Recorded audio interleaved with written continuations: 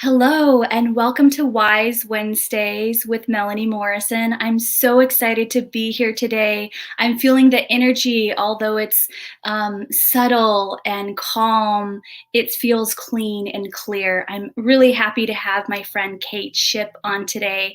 And we're just talking about some of those things that sometimes people tend to avoid chatting about. But it's so important. It's not only important for us to connect with what we're feeling inside, but also to connect with the possibility that other people might be feeling it too. And that is trauma triggers with the holidays. How can we identify them? How can we react to them? And how can we create a space where we all feel safe to be loved, even when we feel triggered by the holidays? Well, I personally, I'll just divulge honestly, I sometimes feel triggered in the holiday because I grew up without parents and I lived in foster homes and I went through many, many foster homes. Each foster home, I had the opportunity to see how each different foster home celebrated. But for me, the holidays were always that reminder that I didn't have that usual Christmas story, that I may not feel connected to family and the Christmas spirit during this time. So even as I've gotten older, sometimes I feel a revisit of that time, a revisit of those feelings, and I like to honor and make space for that. I know for some people, they have lost loved ones, maybe even this year, and especially during the holidays when we're used to coming together and sharing those memories and having that support together. When they're not there during the holidays, it can really, really hit the heart. And so I want to chat about that because I want to honor those who might be going through it. And I want to honor my own feelings as I honestly do come up with my own little holiday triggers at times. But I'd love to bring in an expert on this, and that's Kate Shipp. I'm going to let her come in and connect with you and introduce herself, and we're going to share some tips and tricks to lovingly get through these types of things during the holidays. Kate, thank you so much for joining us here today. I'm so excited to see your light and bright, beautiful face. Thanks. Thank you for having me here. I'm so excited. It's a Well, topic that, go ahead. No, yeah, go ahead. I say it's a topic that is near and dear to my heart as I work with trauma recovery every day for the past 9 years with people from all different walks of life, all different backgrounds, ages, and experiences. And this time of year tends to be the most difficult. And could you tell us a little bit more about that? Like, well, how did you get into trauma recovery and what field did you go with that? And what have you found throughout the years in dealing with it that relates to the holidays when these things come up? So I am a certified yoga therapist. That's the foundation of the work that I do. So I use the practices and philosophy of yoga to help people overcome painful past. I integrate energy medicine techniques. I also integrate breath therapy and a lot of intuitive coaching. So when you asked, how did I get into this? I feel like it brought me to it because I myself am someone who's recovered from complex PTSD. So without going into the stories, I've lived the experience of trauma for over 30 years. I suffered and unknowingly suffered in ways that I didn't understand how it was affecting my day-to-day life. And when I found yoga and when I found these other practices and tools that gave me self-resource, self-regulation skills, self-agency, combined with some more traditional modalities to help in recovery, I realized that my perception, majority of people are suffering from unprocessed emotional experiences from their past. That's what we talk about as trauma, is not the event itself. It's unprocessed emotion due to the event that happened. And that gets stuck in our nervous system. And our nervous system gets triggered. So when we titled this trauma triggers in the holidays, it's the trauma is the emotion that's still stuck inside, and the nervous system reacts as if it's not safe.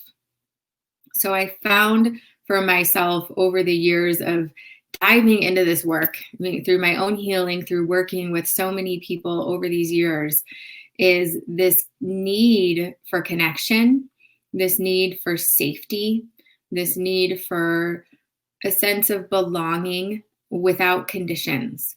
And I find that as we're in the holiday season right now, whatever celebrations you use in your own life from, mid-November through these next month for people, there's a heightened level of energy, if you will, that moves through our system. So from the inundation of the consumerism of it, and then the memories per se of experiences from our past. And also, I think the expectation and anticipation of what people believe is necessary at this time of year. And that's not even including adding in all the stuff with COVID right now. That adds in a whole different layer for people of this quickening, right? It's like a vibrational quickening that happens inside. So I was so grateful when you offered this topic as well, because while the holiday season may not be the appropriate time to process the trauma, right? There are certainly ways that we can support ourselves and those that we love to perhaps not be triggered, or how do we help ourselves and someone else if they are? Yeah. Well, and I feel like as we move more towards something rather than trying to escape it, it just kind of loses its power. I feel like, I follow the solstices and the full moon and the new moon. And I do that because I feel like I've always been so affected by certain times of the year. And so naturally, I feel like this time of the year, when it's like the darkest nights, and it really symbolizes, and I feel like this need to go more inward. And I feel like the more I fight that, the more I fight perhaps emotions coming up that need to come up, and I try to ignore it, the louder they get. Mm-hmm.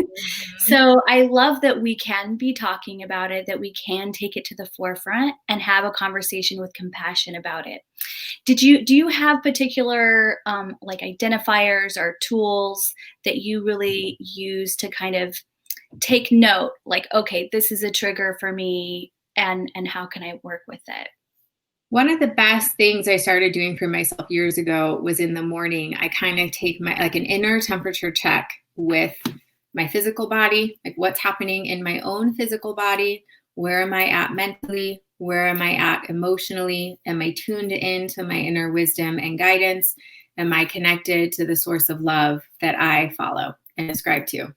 And so every morning it's like this little, okay, let me see where I am. Because if I don't know where I am, then I'm going to be much more affected by where others are. And one of the key teachings in yoga is to manage what you can and to release what you can't. And so there's this, we can control our breath. We can control our thoughts. We can control our emotions, as much as it may not feel like that sometimes, we can. And we can control our actions. So when we manage those 4 things really well, or as best as we can, we are less affected by what's happening outside us or around us that we have no control over. So this little temperature check, physical body, mental body, emotional body, wisdom body, your connection to love, where is that at before you attend to anything? And to me, it's an everyday thing. It's not just around the holidays. It sets my presence within my own being, my own energy field, to then say, okay, this is mine. This is what I'm aware of today. Maybe I'm feeling a little anxious because of something that's happening. Okay, I'm aware of what that's like within my body. I start labeling sensations instead of emotions. And that's a big discerning piece, that people label emotions as what they're uncomfortable with.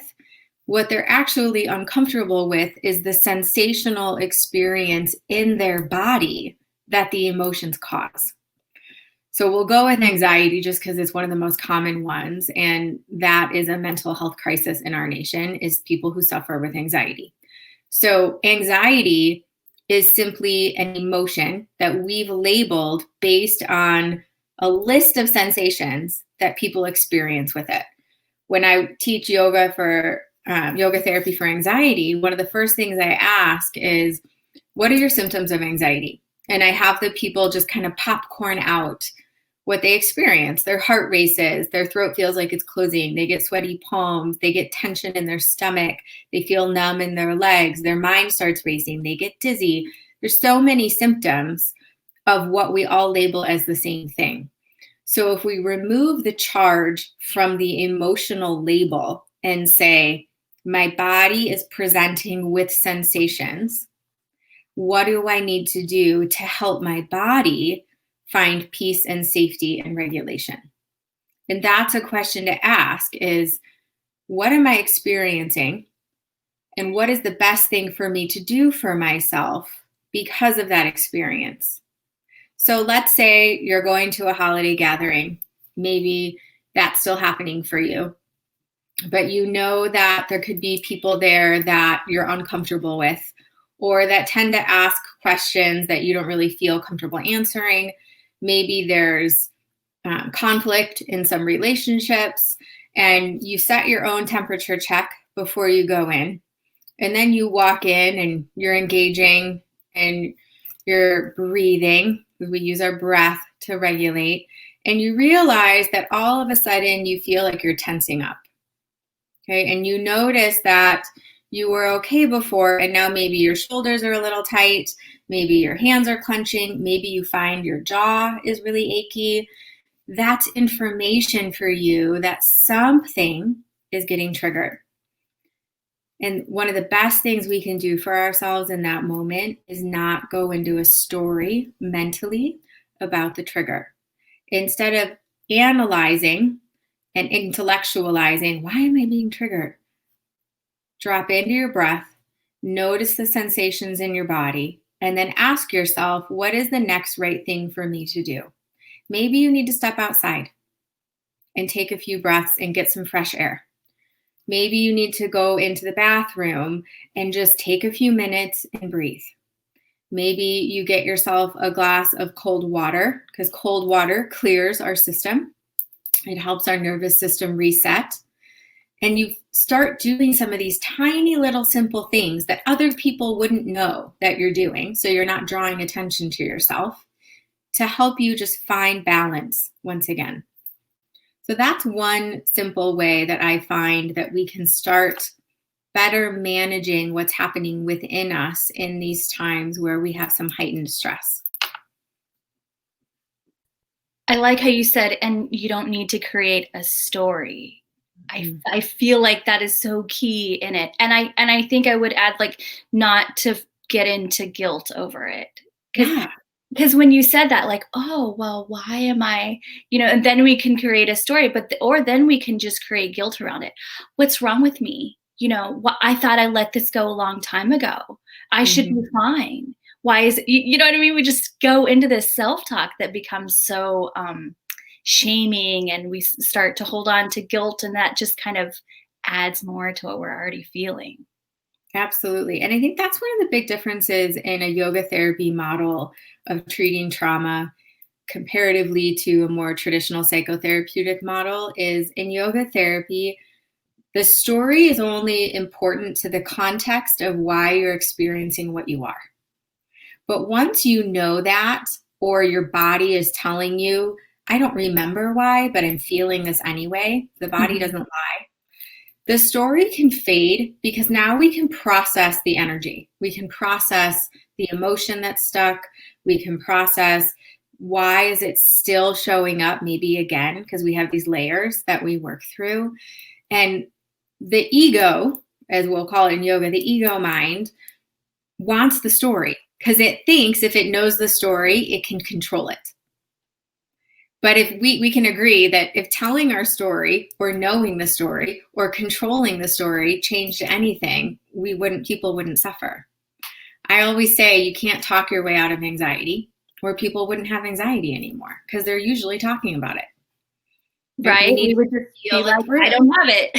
Yeah. But it's the right It's the right situation at the right time. So when you're in a family gathering that you're starting to feel triggered, then when you're in a family gathering and you're starting to feel triggered, not the time to do processing.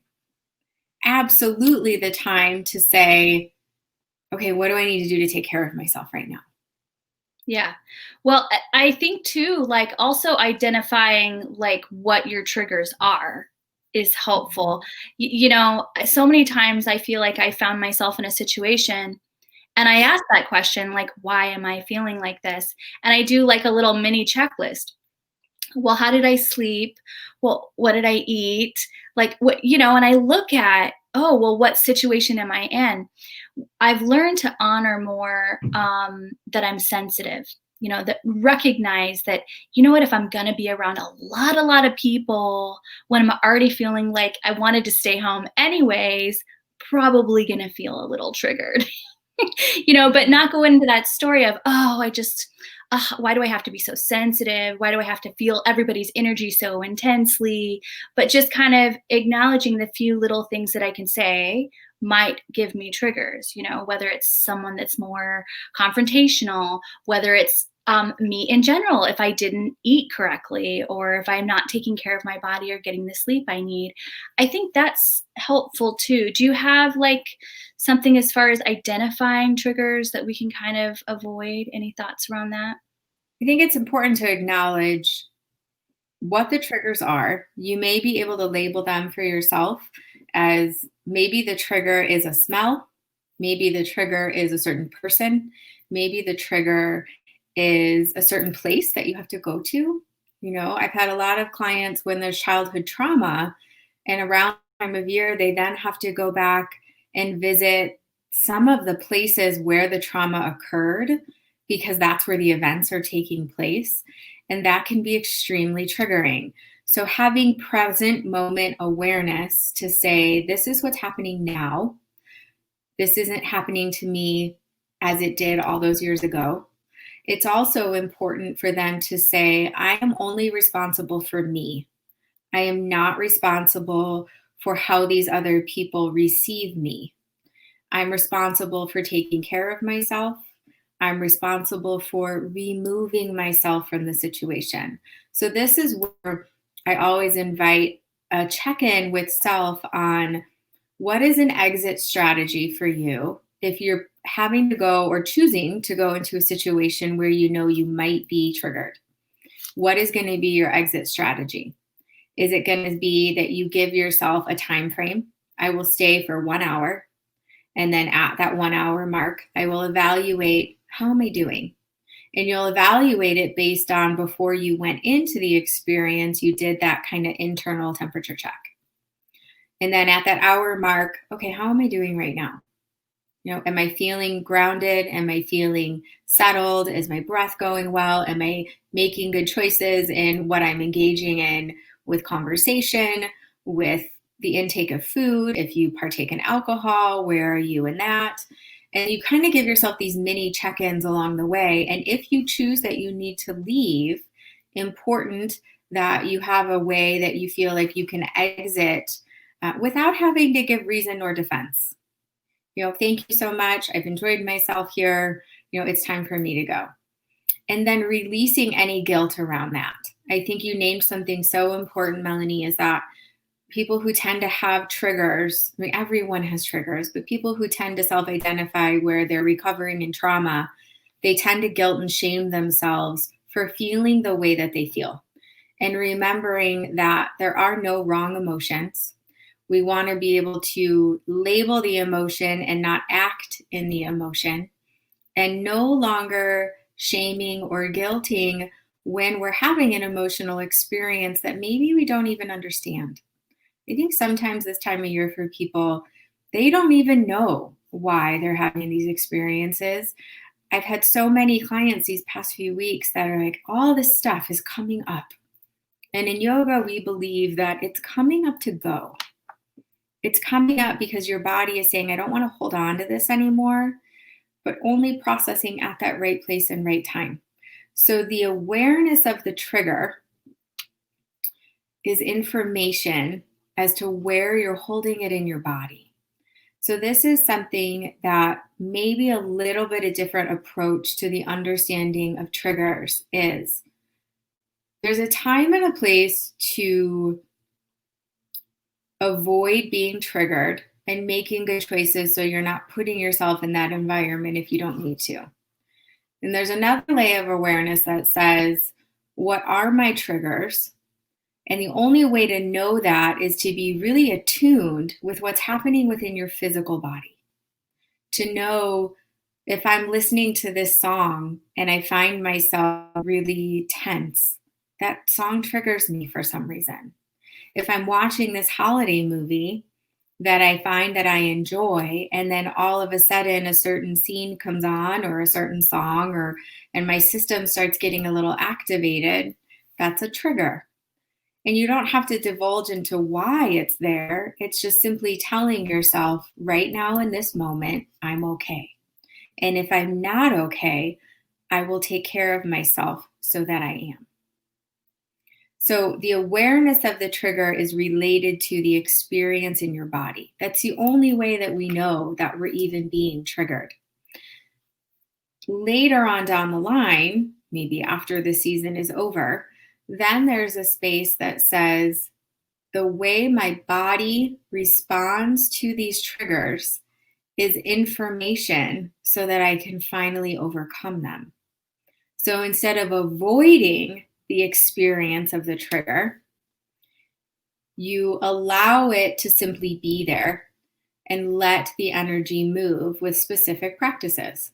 So the triggers actually become a gateway to healing.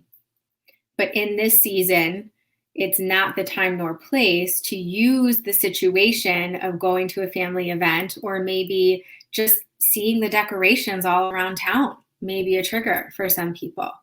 And reminding yourself that right now in this moment, I am okay. So a statement of safety, and then a statement of, and if I don't feel safe or okay, I will do what I need to do to take care of myself. I think that's very helpful. And I love how you go through it as a process that we can be thinking in our minds. I think that's so important. When you're talking, I also thought of how important it is to have people that can know us and support us, people that we can feel safe to say, yeah, I may want to leave early, and I really want you to honor that. So that you don't have to explain to them necessarily, but they have some compassion around that you have to take care of you, and part of taking care of you might mean leaving at a certain time. Mm-hmm. So Absolutely. I think that's really helpful. And then also, like, for other people that may not understand, it's okay if you don't understand. Just holding space for that person and honoring that honoring that they're taking care of them the best way that they know how, I think is helpful. When you mentioned, there are certain triggers. I feel like, because I did go through personally like so much trauma as a child, like the triggers were sometimes so many and so often you couldn't ever avoid them. Especially at one point when I had returned to my childhood place where I had lived. But I remembered when you said, you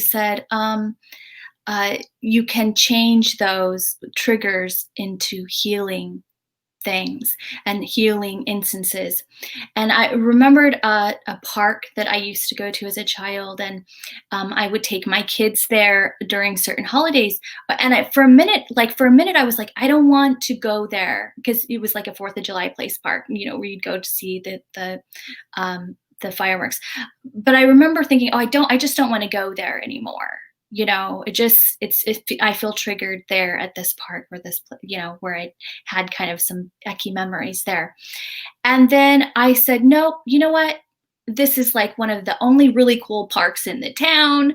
I am going to go there, and I'm going to take my kids. I'm going to create so many new memories that I'm going to reframe the energy around my experience with this park. And I did that because there was no really getting away from that. situation. Sometimes I feel like it is somewhat helpful, you know, in at home, in your own space. Obviously, like you're saying, we're not going to process in the middle of like a big party. Yeah.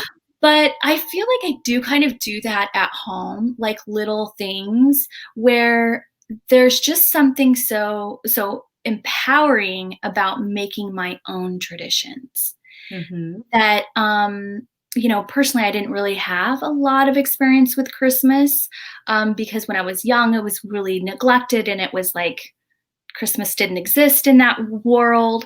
And then when I went to foster care, it was like kind of continued. There were some really good ones, and you could tell like some families are really trying to take you in and make you part of their family. So, not to make this about me, but just kind of like sharing my experience. And so, for me, being able to say, oh, well, I didn't have that much experience with Christmas. So, I kind of have a clean slate. And then, oh, and I got exposed to so many different homes through foster care.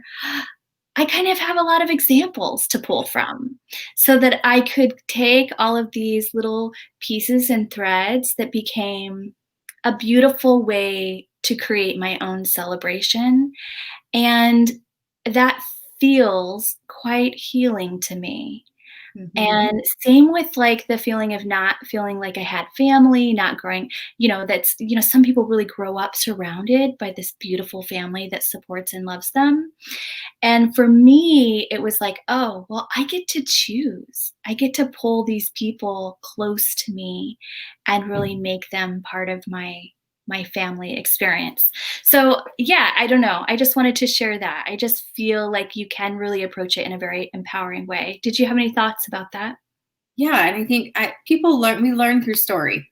We relate to each other's story. So when you said like not to make this about you, I think you're the host of this, allowing it to be shared from your voice of experience makes it more relatable for people and helps everyone to understand that there's ways to approach these seasons in our life where maybe things feel really hard or difficult with new lenses, new perceptions of things. And one of the beautiful things that happens in recovery of any kind is we can start to make meaning out of these experiences that we've had.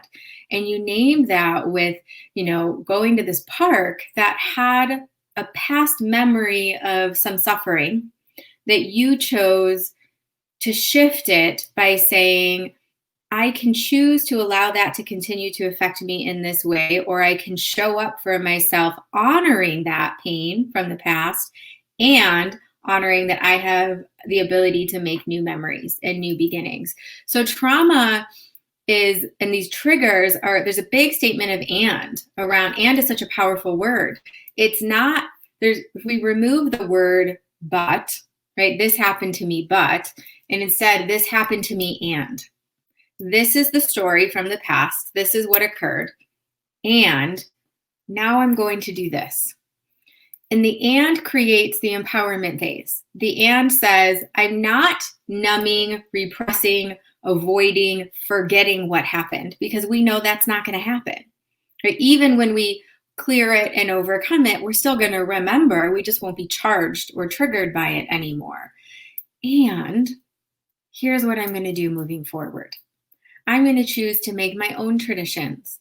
I'm going to choose to find my own family and community of people that honor me for who I am, that love me for who I am, where I don't have to pretend to be something different, or maybe where they've had similar experiences and we want to create our own holiday traditions, or maybe it's being able to restore some of the relationships from the past that were strained because you've processed through some things.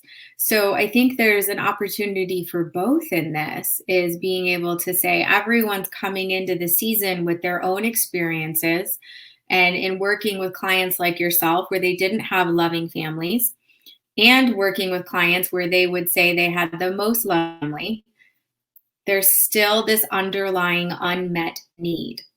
And so one of the things that is talked about a lot in the yogic model and in traditional psychotherapy models is that we have this inner child. We have this energy of an inner child inside of us that needed to feel safe, to feel loved, to have our needs provided for, our physical needs, our mental needs, our emotional needs. And if those things didn't happen, no matter what the situation, there's people who have had the most beautiful family of origin that still didn't have their emotional needs met, and they have trauma because of it. So then there's situations where people had no family. They were an orphan, or they were in foster care, or in multiple foster care homes, and they didn't have some of these needs met. So when the situations arise that now there's vulnerability, this inner child shows up and says, but what about me? Who's going to keep me safe? Who's going to let me know that if I don't feel like being here, I don't have to be here? Who's going to help me to understand that I'm not living as a 5-year-old anymore? I'm now almost 40. And we start taking care of our own needs in the way that never happened when we were younger, that we always needed. Does that make sense? It does make sense a lot. I remember, I don't know who I was listening to, or I would give them credit. It was like a podcast. But I remember someone talking about it like, if you had a baby that was crying, you wouldn't just like leave it in the crib crying and then go to the bar or go watch TV or go shopping. And it kind of used that analogy to describe when we have hurts about something, rather than spending time with it and allowing space and comfort and healing to happen, sometimes we just ignore it, and then the cries just get louder, and that's when it starts to kind of invade our life in an unhealthy way. So I can totally relate to that, what you were saying. I do love that love and hate that analogy. I mean, sometimes when I hear it, like probably when I first heard it, it's kind of a little cringe, but the more that I can really understand the concept, the more helpful I find it. So yeah, thank you for sharing that. So I want to make sure that a couple things. I want to make sure that everyone that has really connected with you today and feels like, oh, well, maybe I don't have time to get support during the holidays, but maybe after the holidays, I'd like to connect with her and maybe have a session. How can they connect with you and get a session? So that's one question. I may be asking them out of order. The other question is, do you have any one last bit of advice or little nugget to those who are supporting other people they know might have some triggers right now? So we've kind of stepped into this coming it from the perspective of someone having triggers, but for someone that is like the spouse of, a trauma recovery, someone that's experiencing trauma recovery, do we have any tips for them? And then also, how can people get a hold of you? Sure. I'll answer the second question first. So I've been married for 17 years this year. We've been together 20 years next year. And my husband has walked this journey with me of trauma recovery through this whole time. And he has had to go through his own journey of healing due to supporting someone who was someone who had a lot of trauma.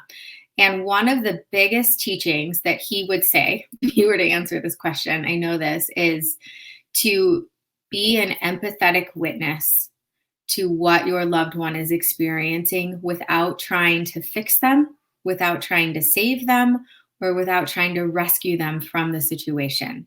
And what I mean by that is when we see someone we love deeply suffering, it is our nature to want to make it better, to want to take them out of that pain. Really what that's doing is enabling the person who's suffering to not find their inner power, their empowerment, to help themselves in that moment. So one of the best things that can happen is that you show up for them in a very loving, compassionate way. You sit with them and asking them, how can I best support you right now? What would be the most helpful?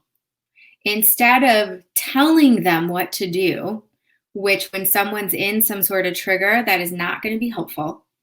Instead, asking them, I can see that you're suffering right now. What kind of support do you need? How can I be of help for you? what is it that you need right now? Sometimes they may not be able to say what they need. So if you reframe the statement into, how can I be of best support? They may be able to say, I could really use a hug, or I really need to get outside and take a walk, or, I need to leave. I can't be here anymore. Can you help me find a way to make that happen? So the empathy is, I understand what you're experiencing. I can see that you're suffering or triggered in some way. I can't solve that for you, but I can support you through it. A language that we always use in my family is, I will love you through this. I can't fix it for you, but I will love you through this. So being that loving, empathetic witness, meeting the emotional need by being an empathetic person and holding compassion instead of trying to tell them what to do is probably the most important thing. And then the second question, do you want to comment on that first? Yeah, no, I wanted to say that I think that's beautiful. I will love you through this. That's so amazing, because you're not asking that person to change. I feel like sometimes, especially when someone really loves us, they almost feel like if you're not happy, they somehow failed. And then it gets so complicated, because then that person that's going through that has to shift their energy now then to worry about you because you're unhappy. You know what I mean? They can't do their own self work. But I love the idea of just loving someone through whatever it is they're going through and not expecting them to change or be different. Because I think also, like, the biggest thing is to love ourselves through it. I really enjoy tapping, because tapping is, and you say how you feel, and I unconditionally love and accept myself. So yeah, I like that statement a lot. I think it's very helpful. So I'm just going to pop on before you give the information on how to contact you, just to kind of let everybody know what's happening next. So if you'll just give me a moment. So I'm going to make sure that Kate Shipp, you can get a hold of Kate Shipp if you want to meet with her after the holidays and connect with her. I think she has wonderful resources, and she's a great person to connect with to learn more about trauma recovery and many more things. But I also want to take note, I will be pulling some affirmations today. So I'll be pulling some cards and sharing them with you today. So just if you wanted to really use your intuition today, feel free to connect with how you feel and say a prayer, or just say to yourself, what is it that I could tap into, number 1, 2, 3, and 4, to really hear and feel and be guided today. And I'm going to be pulling affirmations, because I think we could all use a nice, lovely lift. So I'm going to bring Kate Shipp in to share a little bit about how to meet with her. Thank you. So you can follow me on Instagram or Facebook. The handle is KateShipp333. You can look at my website, kateshipp.com. I would love if you would sign up for my newsletter. When you sign up for my newsletter, you receive a free Yoga Nidra recording. It's Yoga Nidra for strength and confidence. So that comes in a separate email link after you sign up. I have other workshops and events that are posted on my website that you can learn and see there. I am offering different trainings throughout the year on trauma recovery, as well as I usually offer a monthly event that has to do with the same theme of mental health support, anxiety, depression, PTSD, complex PTSD, all the gamut of what people are suffering from in their recovery phases, as well as some different practices on mindfulness, on regulation skills. Actually, next Wednesday, a week from today, I'll be offering a mindfulness and regulation skills Zoom class. It's complimentary for anyone who wants to learn a little bit more, and you can find information about that on my Facebook page as well. So thank you, Melanie, so much for allowing me to be a guest with you here today. I'm so grateful. So I don't know if we had a chance to chat about it. Did you have like some affirmation cards that you brought as well, or is it just me today? Oh, yay. I do have some. Okay. So mine are, Well, they're actually different cards that I had, but I will honor that I will pull 4 if you're saying 4.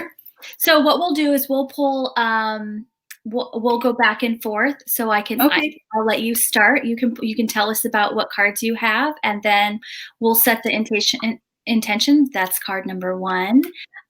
Sometimes if I'm pulling 1, 2, 3, and 4, a couple cards come out, and I just honor it and have them both in the category of card number 1. But yeah, we'll let you pull card number 1, and then I'll pull the second card, card number 2. Okay. So the deck I'm working with today is the Mother Mary Oracle deck by Elena Fairchild. I love this. It all has to do with the energy of the mother, and whatever that means to you. I ascribe to Mother Mary, but this has to do with your relationship to what I'll call Divine Mother. So card number 1, let's shuffle these. I've got them here. I love these. Card number 1 I'm pulling, and it is Our Lady of Sweet Rest. Our Lady of Sweet Rest. For those of you that like numerology, it's card number 41. There's different flowers on the card. There's birds, there's flame, there's a bird's nest. There's the symbology of a hand kind of reaching down. And I'm going to take a moment and recognize that this time of year is a time for rest as we're shifting into this winter season, just having the winter solstice. A lot of what happens when we're activated and triggered is this needing for deep rest inside, to go within, right? And I'll read this really quick together. It says, I know how hard you've been trying and how much work and effort you've been summoning. Even if you judge yourself for not having done enough, I see how much struggle you have been enduring, how much you have been trying to overcome.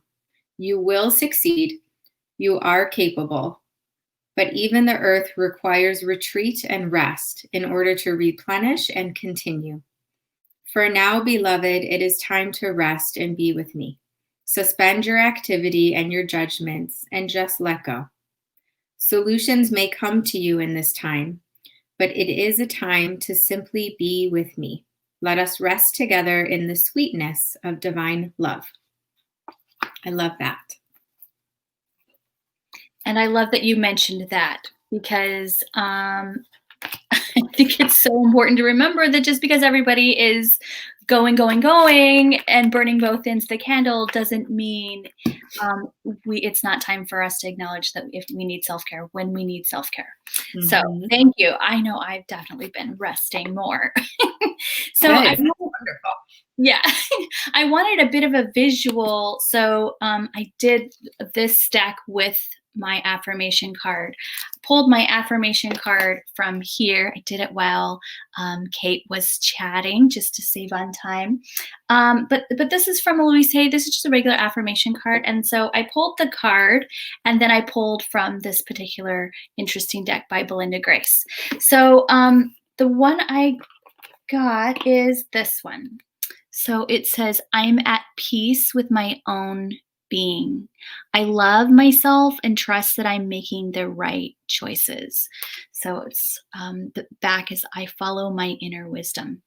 So I thought that was really interesting. You know, I like that we're chatting about triggers, and I like that this came up about making the right choices and feeling at peace, because I feel like the more empowered we are, the more we know about what triggers us, the more we can decide to make a different choice.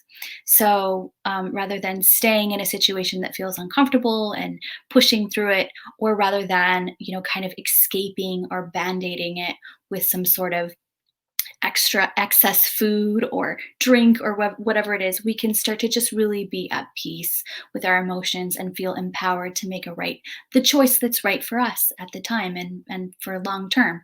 So I like that card. And then I pulled this. So fun. I love this beautiful card. So I thought it was very unique for it to have peace. So the message here for card number 2 is really, the first step is really being at peace with yourself and how you feel and honoring that. and then just following your inner wisdom to make the best choices for you right now. So thank you. All right. So add to stream. There you go. Okay, I Bringing love it that. back on. Did you have any extra I had thoughts about chills. that? I had chills through me while you were saying that. So I love that. Okay, so card 3, and as I had said earlier, my things are Kate Shipp 333. So of course I giggled when I pulled card number 33. Okay, it's card number 3 and it's number 33. So 333 relates to our connection with the divine source of love that we are. Okay, so mind, body, spirit is what that relates to, as well as for me, the Trinity also. So this card is called Our Lady of Radiant Grace. Right, so it's pulling off of that same theme that Melanie was talking about on peace, right? And following your inner wisdom and guidance. And this little message that she gives in this book, listen to this, I love this. The descent of my grace changes everything. Your body, your mind, and your soul are brought to life in new ways, and freedom opens up to you. Can you release your familiarity with and attachments to old ways of being? Can you release your expectations of enslavement and control? You are my child, and when you place your trust in me, I allow no one to harm you, no thing to confine your spirit. You are free to live wildly and expansively. I love that. There shall be no prison for your soul, beloved of mine. Your soul shall be in love with the earth and fly free. So I love this for many reasons. In working with people in trauma recovery all these years, the number one thing they say is, I want to feel free. I want to feel free. And normally that means we need to apply grace. And grace is this healing balm that flows through our body that says, no matter what's happened, I'm going to be okay. And the safer we feel in our body, the more free we feel in this world. So I love this. Our Lady of Radiant Grace. Love it. So that was for card number 2. Oh, 2. Okay. Yep, right? So 3. No, wait. 3. 3. Good thing you're here to keep me on track. And then, so that was card number 3, and I'm going to pull card number 4. Okay, so I'm pulling from this particular deck. I ended up just having it right in front of me, so I thought it paired well with Kate Shipp's deck. And then I pulled this card. So incredible. So it's Paley, Divine Passion. Be honest with what is your heart's true desire.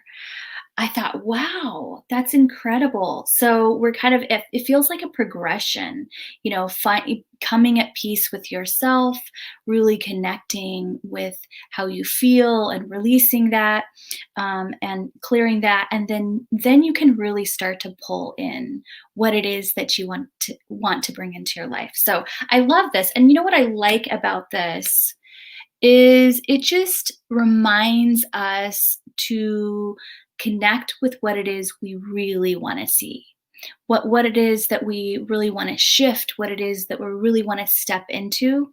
And it feels empowering. It feels really empowering. So thought this was so cool. It seemed like a great mix. It's like unlimited potential. So it's affirmation. So for those of you who are really wanting to connect with, well, what is my passion? What is it that I want to pull in? Or gaining the confidence to say, this is what I determine for my life. I'm going to pull that in. You have a lovely affirmation to come along with it. And it's, I have unlimited potential. And so when you're thinking to yourself, or you want to have the affirmation, you can say, I trust myself to create only that which is for my highest good and greatest joy, that which is perfect for my spiritual growth and evolution. And I love that, because if you're wondering, okay, what is it that I can bring in? Well, let's start here. These starts to define what it is that you want to bring in. So did you have any extra thoughts on that one, Kate? So One of my prior students lives in Hawaii, and she posted a picture 2 days ago of that volcano erupting. That Pele, which honors the goddess of this volcano in Hawaii, is erupting right now. And so I love that pulled, because I was like, oh my gosh. Yeah, that's synchronistic. Absolutely. Like double awareness of recreate that we can have this unlimited potential, which is what people in recovery don't believe yet. They don't believe they have the capacity for new life, or that they have the capacity to create a life they love, which we know is not true. Everyone has the capacity to create a life they love. So what a beautiful full circle experience. Yeah. And then as you were saying that, I thought, and how beautiful to really look at, I feel like we talked about trauma and recovery and all of this, but it's really like a sense of letting go and just letting those feelings out. It reminds me of the volcano. As the volcano erupts, like it feels like there's so much that you're losing. It burns the plants, but if you see what happens after the eruption, the soil is so healthy, and things grow and things really expand to a level of abundance that may not have expanded to otherwise. So it reminds me of that, like phoenix rising from the ashes feeling, also that hope that we know that we can create good change, even in the midst of things that required healing. Yeah, absolutely. Yes. Well, thank you so much for coming here and spending this time with me. Thank you for all of your wonderful insights that we all needed right now. I really enjoyed our conversation. Time to say goodbye. So sending everyone out there who popped in, thank you Thank you everyone so much. And wishing everyone a very Merry Christmas and beautiful holidays. Big love.